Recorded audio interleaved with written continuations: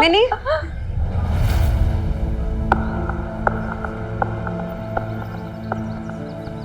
अब तुम लोग जाओ, कैंटीन में मेरी वेट करना। हाँ मैं आती हूँ, 5 मिनट में लेक्चर भी है, ध्यान रखना। बाय। हाय। आप क्यों आए हो यहाँ पर?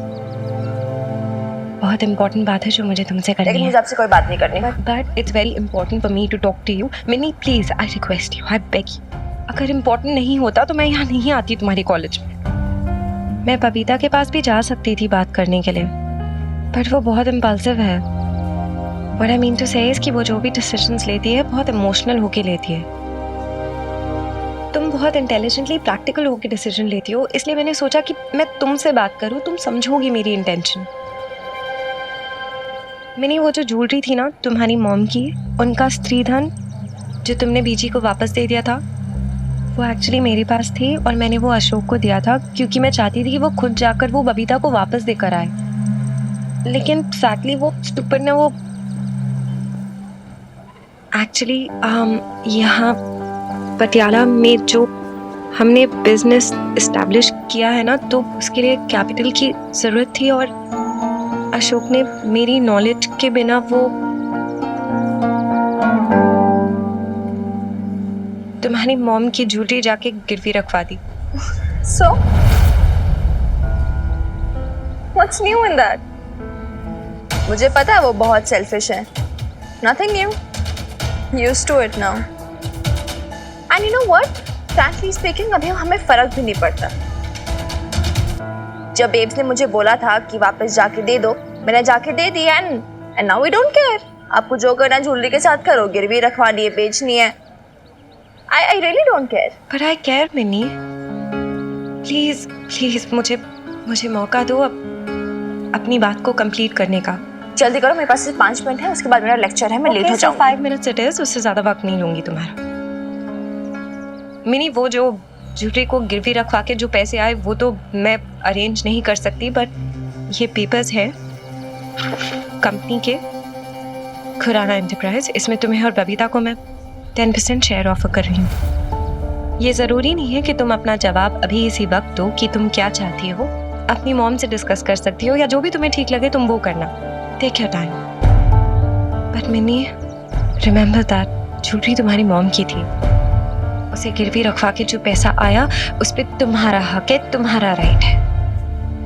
अपने हक के लिए लड़ना जानती हो, लेना नहीं। That's the bell। और 5 मिनट्स भी खत्म हो गए मेरे। I understand तुम्हारा लेक्चर है, इसलिए ज़्यादा वक्त नहीं लूँगी मैं तुम्हारा।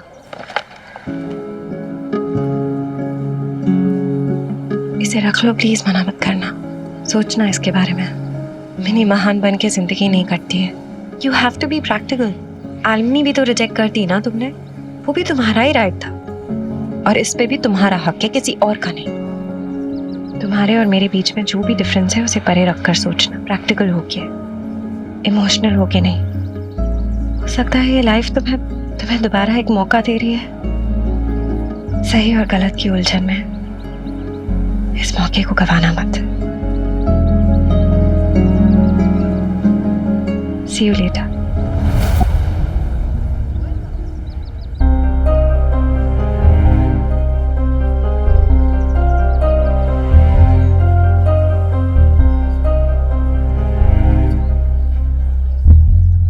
नहीं भाई साहब, मेरे सुखी जी अपना बिजनेस खुद करेंगे, आपकी कंपनी में नौकरी नहीं। बीजी, आप ही इसको समझाओ, कितना मुश्किल होता है आज के दिन में नया बिजनेस स्टार्ट करना। अरे जैसे सुखी जी दूसरों की मीटिंग करवाते हैं, दूसरों के बिजनेस डील करवाते हैं, वैसे हमारे भी करवाएंगे। और वैसे भी अपने घर की कंपनी है, हमें भी तो किसी और को हायर करना ही पड़ेगा ना, हमारे लिए भी आसान रहेगा। हाँ जी, ये अच्छा है कि अगर अपने घर की कंपनी है तो घर के ही आदमियों से सारे काम मुफ्त में करा लो। क्यों भाई साहब? किसने बोला मुफ्त में करवाने के लिए? अशोक, तुम हर बात में लड़ने क्यों लग जाते हो? नहीं लड़ रहा हूं यार। लवली, मुफ्त में क्यों? सुखी जी को जो भी सैलरी ठीक लगे वो फिक्स कर लेंगे। सुनो, मैं वो चेंज करके आती हूँ।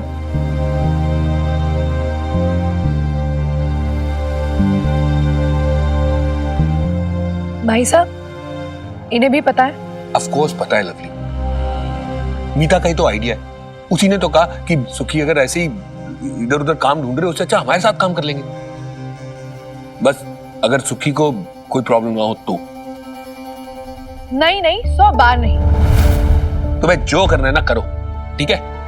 लेकिन सुखी प्लीज मेरे कहने पे एक बार कंसिडर जरूर करना। जी भाई साहब, आप चिंता मत करो। ठीक है, चलना भैया। सुखी जी, आपने उनको मना क्यों नहीं किया? डोंट टेल मी सुखी जी कि आप उनका जॉब ऑफर एक्सेप्ट कर रहे हैं। एक मिनट लवली जी, एक बात बताइए, मेरे पास ऑप्शन ही कितने हैं? आपने मुझे क्या कहा था सुखी जी कि आप मुझे लेकर नए घर में शिफ्ट होंगे जहां मुझे स्मिता की चली कटी ना सुनने पड़े, लेकिन नहीं, आप तो यहाँ खुद ही इनकी चाकरी करने बैठ गए। कहां से कहां ले जा रही हैं आप बातों को? कहा था मैंने, और नया घर खरीदने के लिए भी तो पैसे चाहिए ना लवली जी। कोई पक्की नौकरी भी तो होनी चाहिए ना। इसमें इतनी परेशानी वाली क्या बात है? आखिर तेरे भाई की कंपनी है ना, तो फिर इसमें इतना बुरा क्यों मानना? बीजी, मैं भाई साहब की वजह से परेशान नहीं हूँ, मैं उस मीता की वजह से परेशान हूँ। और बीजी, आप क्या चाहती हैं कि वो मीता मालिकों की तरह हुक्म चलाती रहे और मेरी सुखी जी मैडम जी करके उनके पीछे घूमे? आई एम सॉरी बीजी, लेकिन मैं ये नहीं देख सकती। लवली बात तो सुन। क्या बोलूं बीजी से?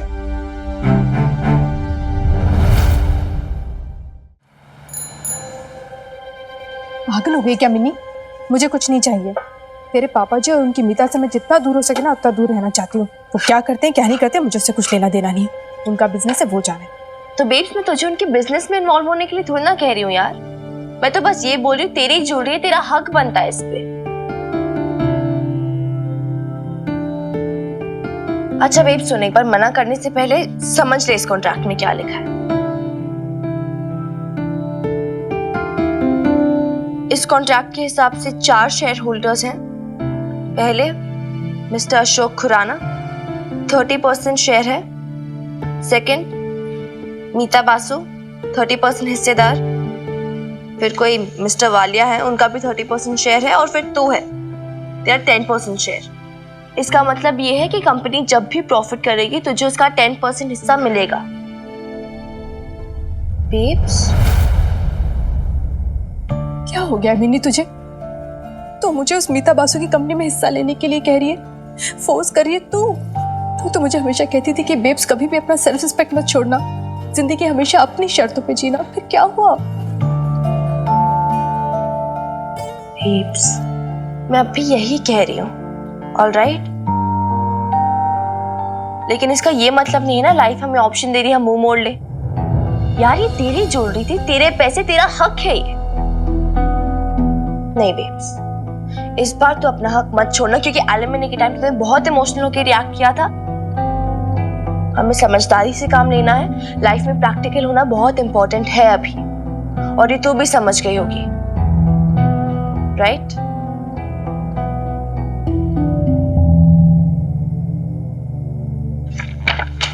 बाकी तेरी मर्जी है, तेरा डिसीजन है। ये याद रखना, तू जो भी डिसीजन लेगी मैं कोई क्वेश्चन नहीं करूंगी, तेरे साथ खड़ी रहूंगी, लेकिन प्रैक्टिकल होकर डिसीजन लेना।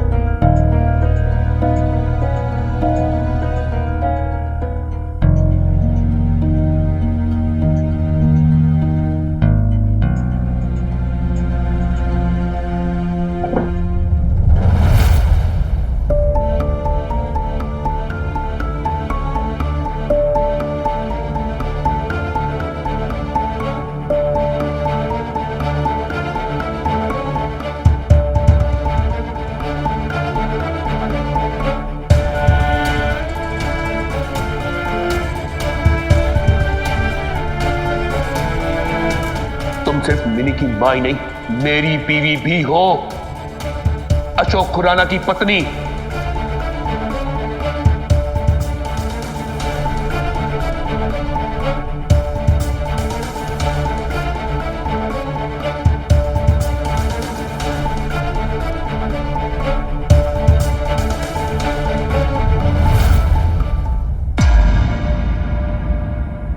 आज जब शोहरत तेरे दरवाजे पे दस्तक दे रही है, अगर इस वक्त भी तू मिनी के बाप के बारे में सोच रही है, तो इसका मतलब तो यही हुआ ना कि वो आज भी कहीं तेरे दिल की तहों में छुपा हुआ है, चाहे नासूर बनके, चाहे चोट बनके,